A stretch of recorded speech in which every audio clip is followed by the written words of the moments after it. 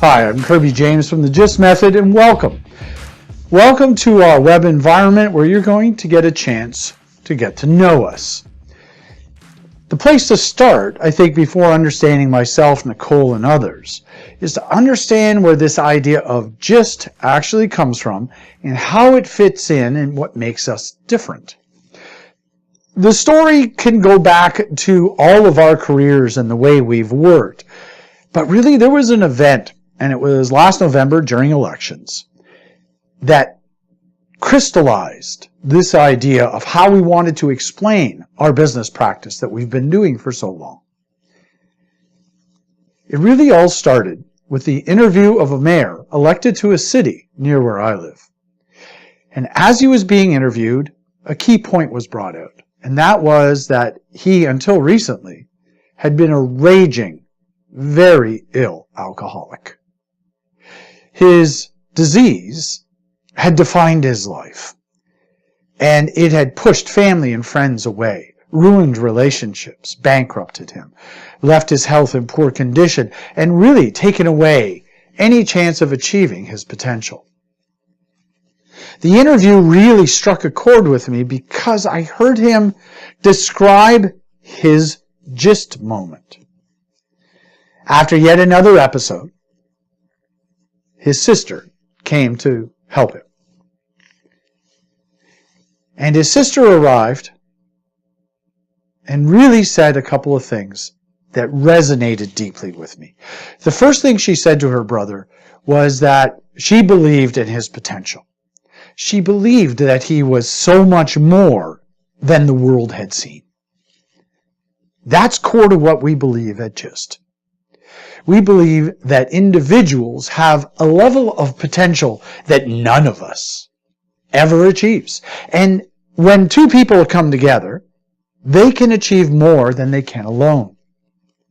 Well, if they never reach their potential alone, imagine the potential that is there when we come together as 2, 4, or 50, or 500. The potential we have to transform our world, to make a real difference, is huge. So huge, we can never achieve it. The second thing, and really the GYST thing, was when his sister said to the future mayor, "And we're all tired of your shit. We see you stuck. And you keep going around this circle. And if you've ever studied the cycle of addiction, you understand it is very much a cycle. And always in that cycle, there is a time or a moment where the individual makes a choice. And the choice is, I will do what it takes to get unstuck." That's the GYST moment. When somebody looks at you and says, "Could you please get your stuff together? Because we've got so much to do. You're so awesome. We're all waiting to do something amazing together, but we need you to get over your stuff and just do what it takes, the hard stuff, to go in that direction." We're not specialists in dealing with things like addiction, but what we are specialists in is helping organizations have their GYST moment, to see what it is that has them stuck, and to tell them that it is true. To tell them that it's either a person or a system or the stewards or the senior leaders or the board or whatever it may be, and to just call it what it is. To give you an example, more than 10 years ago, started with a client, and they hired me to give them a GYST moment. The operations group and the IT group were basically at war. The IT group was trying to build software that will allow the ops people to do what they needed to do. The ops people said IT was useless. The IT people said ops would never adhere to the process to develop software. And a colleague of mine who is running this large organization said, "I am spending tens of millions of dollars, and depending who you talk to, everybody says we have nothing and I can't keep doing this. We need to move forward. I went in and I did the GYST process. And after phase 1, the audit, I had 30 or 50 of the senior leaders of operations and IT in the same room.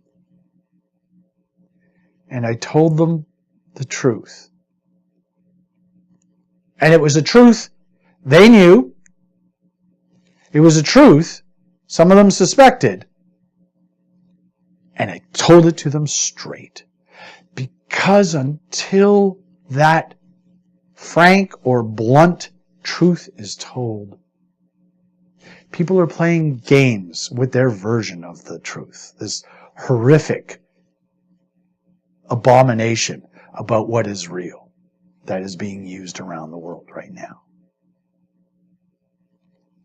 At the break, a senior executive came up to me in the hallway, shook my hand, and while shaking my hand, dragged me into an alcove and looked at me and with his other hand grabbed me by the elbow and said, "Thank you. Thank you for saying what needed to be said. Thank you for hearing it, for finding it." And then his last words were, "And I can't believe you actually said it. I never thought anyone would actually ever tell the truth." That's a GYST moment. And those are what we create. To take us to the third dimension of GYST that we would really, really want you to know about. We do what we do because we believe in your potential. We believe in the potential of you and your organization to change the world. And we also know that everybody gets stuck. Everybody plateaus. And that's what the third part is. We are here to say to you, it's okay.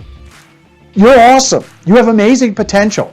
Could you please stop lying to yourself and not taking accountability and avoiding the hard truths? And could we please just put that on a shelf, get over yourself, and could we go and help you be absolutely amazing? That's what the GYST Method is all about. I'm Kirby James from the GYST Method, and it's a pleasure to meet you.